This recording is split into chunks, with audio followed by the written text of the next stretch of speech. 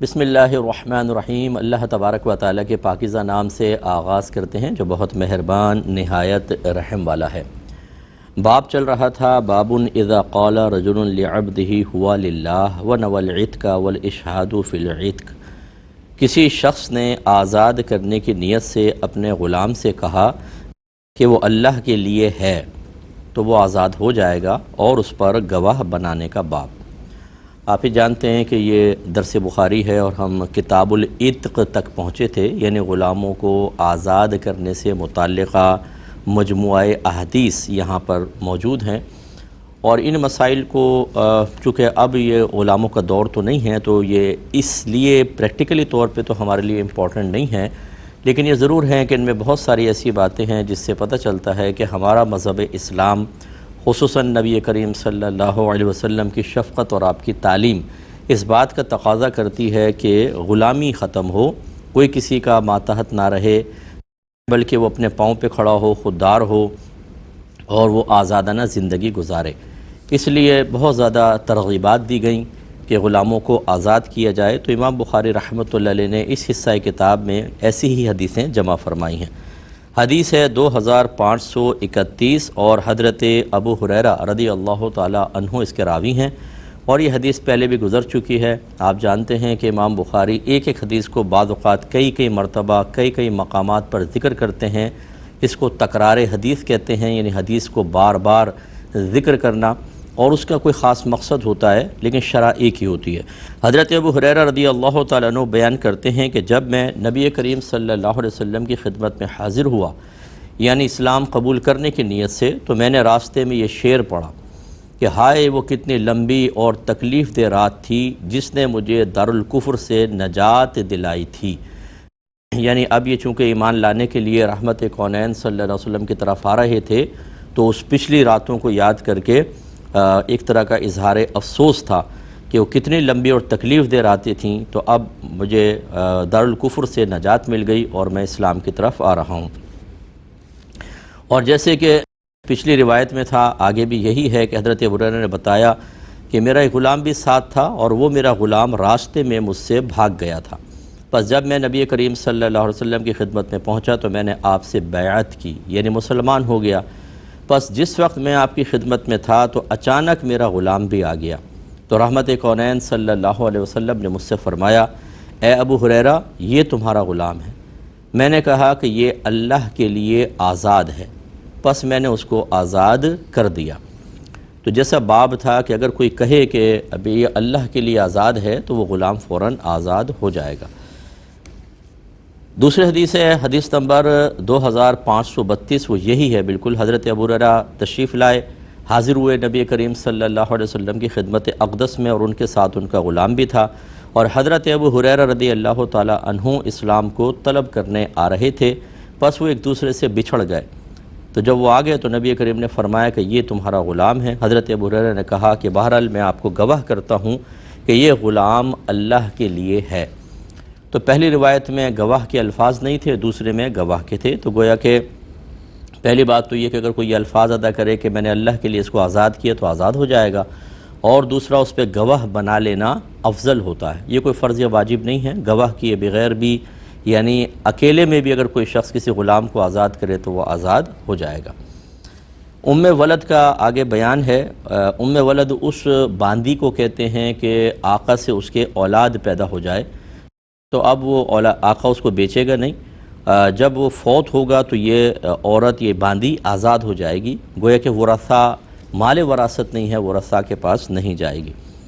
2533 number حدیث پاک ہے۔ سیدہ عائشہ صدیقہ رضی اللہ تعالی عنہا اس کے راویہ ہیں،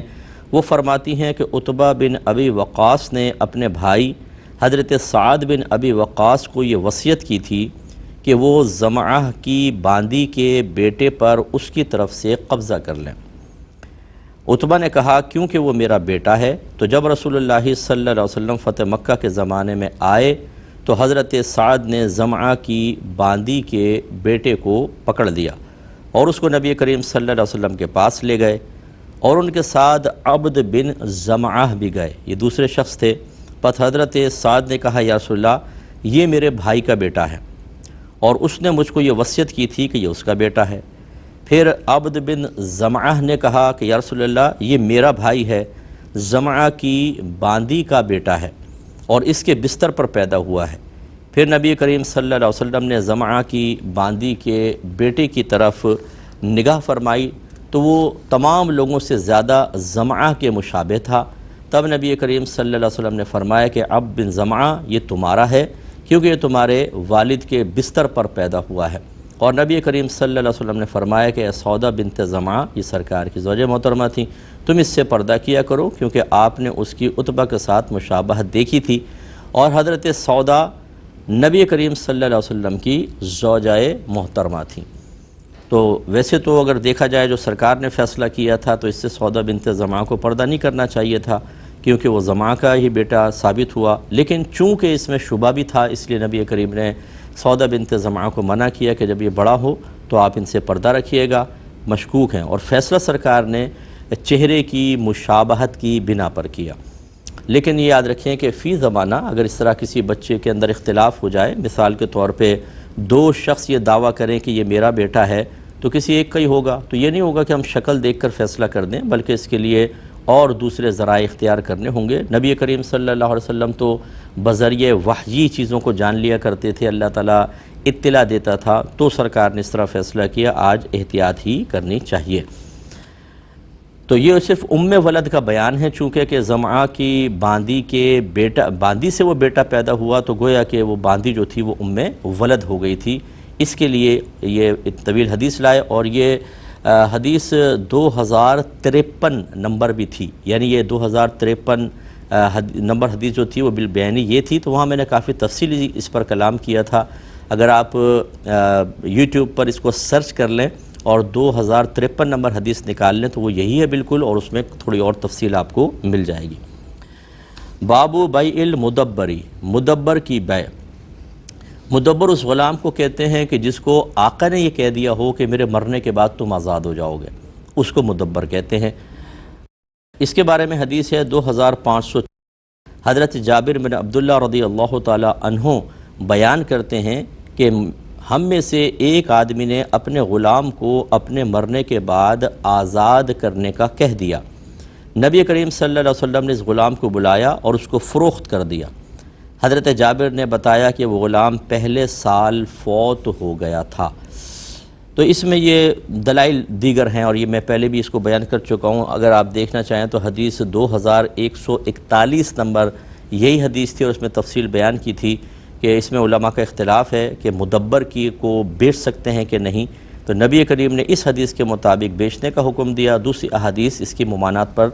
دال ہیں، تو مدبر کی بیع نہیں ہوگی کیونکہ اس کو وصیت کر دی تھی، تو وہ گویا کہ مالک کے مرنے کے بعد آزاد ہوگا، لیکن دلائل اس پر مختلف ہیں۔ بہرحال بابو بیع الولاء وہبتہ، ولا کی بیع اور اس کو ہبہ کرنے کا باب۔ ولا کا مطلب کیا ہوتا ہے کہ اگر ایک شخص نے ایک غلام کو آزاد کیا، پھر اس غلام نے مال وغیرہ کما لیا، اور پھر اس غلام کا انتقال ہوا اور اس کا کوئی وارث نہ ہو، غلام کا کوئی وارث نہ ہو، تو اب اس کا مال ولا کہلائے گا، اور یہ اس کے لیے ہوتا ہے جس نے اس کو آزاد کیا تھا۔ یاد رکھیں کہ کلام عرب میں لفظ مولا کئی معانی میں استعمال ہوتا ہے، تو ایک اس کا معنی ہے مولا کہتے ہیں غلام آزاد کرنے والے کو، اور مولا اسی بھی کہتے ہیں جس غلام کو آزاد کیا گیا۔ تو اس کو یوں بھی بیان کیا جاتا ہے کہ اگر غلام فوت ہو جائے، اسے کوئی وارث نہ ہو، تو اس کی ولا اس کے مولا کے لیے ہوگی، یعنی جس نے اس کو آزاد کیا تھا۔ حدیث ہے 2535، اور حضرت ابن عمر رضی اللہ تعالی عنہما کا قول یہاں ذکر کیا گیا ہے۔ یہ کہتے ہوئے سنا کہ رسول اللہ صلی اللہ علیہ وسلم نے، یعنی حضرت ابن عمر کو یہ کہتے ہوئے سنا، راوی کہتے ہیں کہ نبی کریم صلی اللہ علیہ وسلم نے ولا کی بیع اور اس کو ہبہ کرنے سے منع فرمایا ہے۔ یعنی کیا مطلب، ایک غلام مر گیا، اس کو کوئی وارث نہیں ہے، تو اب یہ نہیں کہ ہم اس کی ولا کو بیچ دیں یا کسی کو ہبہ کر دیں، نہیں، یہ مولا کا حق ہے اور یہ اسی کو دی جائے گی، یعنی جس نے اس کو آزاد کیا تھا۔ اگلی حدیث ہے 2536۔ سیدہ عائشہ صدیقہ رضی اللہ تعالی عنہا اس کے راویہ ہیں، وہ بیان کرتی ہیں کہ میں نے حضرت بریرہ رضی اللہ تعالی عنہا کو خریدا، تو اس کے مالکوں نے اپنے لیے ولا کی شرط لگائی، یعنی یہ کہا کہ ہم آپ کو یہ باندی بیچتے ہیں، لیکن اگر یہ مرتی ہے تو کوئی وارث نہ ہو تو اس کی ولا ہمیں ملے گی۔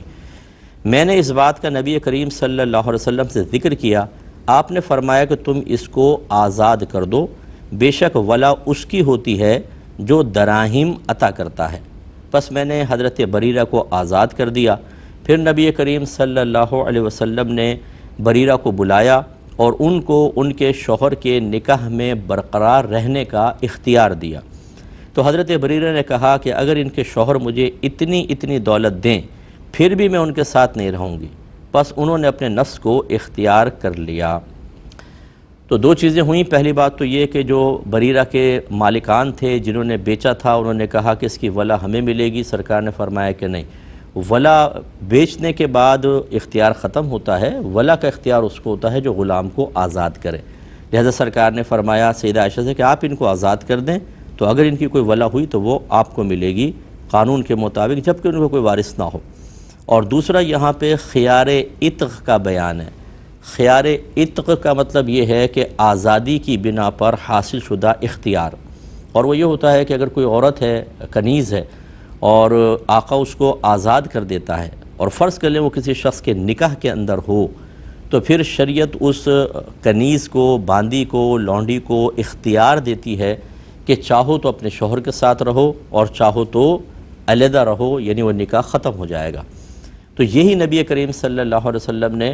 ان سے ارشاد فرمایا کہ آپ چاہیں تو آزادی مکمل طور پہ اختیار کر لیں، نکاح ختم ہو جائے گا، چاہیں تو اپنے شوہر کے ساتھ رہیں۔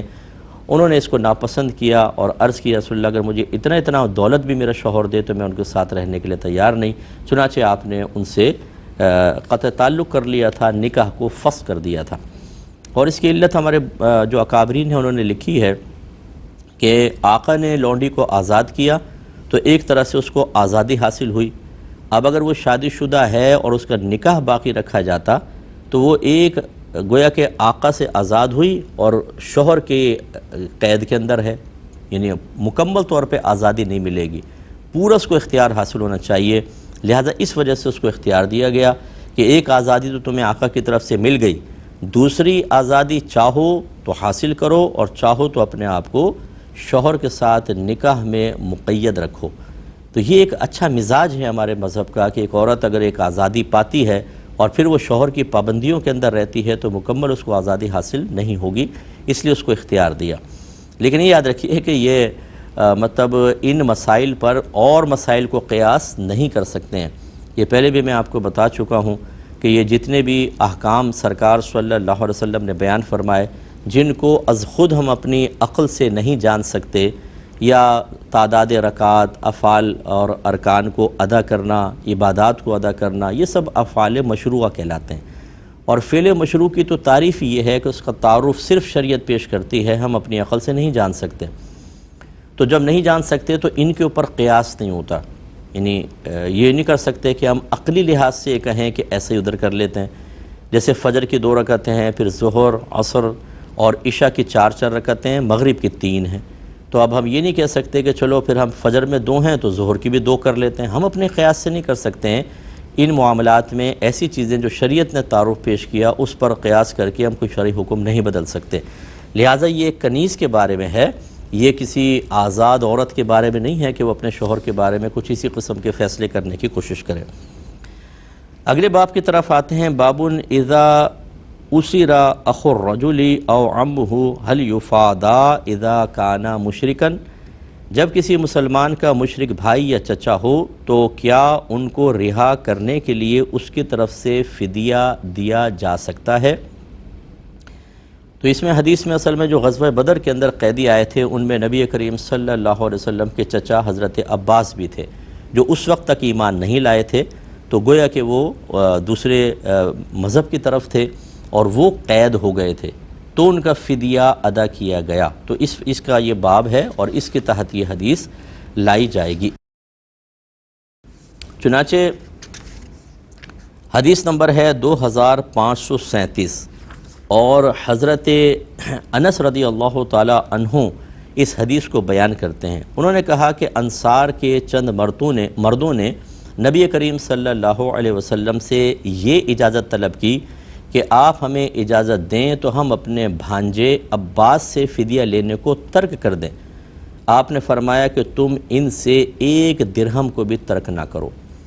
یعنی بعض انصار ایسے تھے کہ جن سے حضرت عباس سے رشتہ داری تھی، یہ مدنی صحابہ تھے، وہ مکی ہیں لیکن رشتہ داری تھی، تو انہوں نے کہا کہ اگر آپ اجازت دیتے ہیں تو ہم ان کو بغیر فدیہ لیے چھوڑ دیتے ہیں۔ لیکن نبی کریم نے ارشاد فرمایا، حالانکہ سرکار کے چچا ہیں، کہ نہیں، آپ ان سے 1 درہم بھی نہ چھوڑیں، مکمل ان سے فدیہ لیں اور پھر ان کو چھوڑیں۔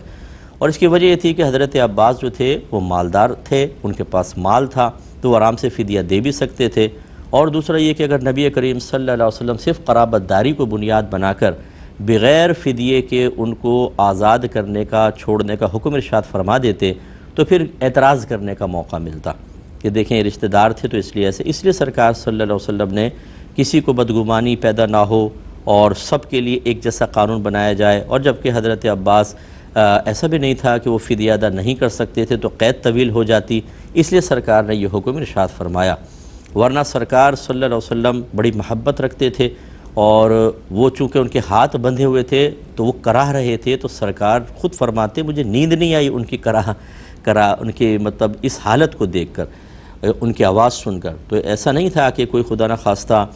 مطلب آپ چچا کے بارے میں کوئی اس طریقے سے کوئی منفی خیالات آپ کے ذہن میں تھے، اس لیے میں آپ کو اتنی وضاحت عرض کر رہا ہوں۔ یہ صرف اور صرف ایک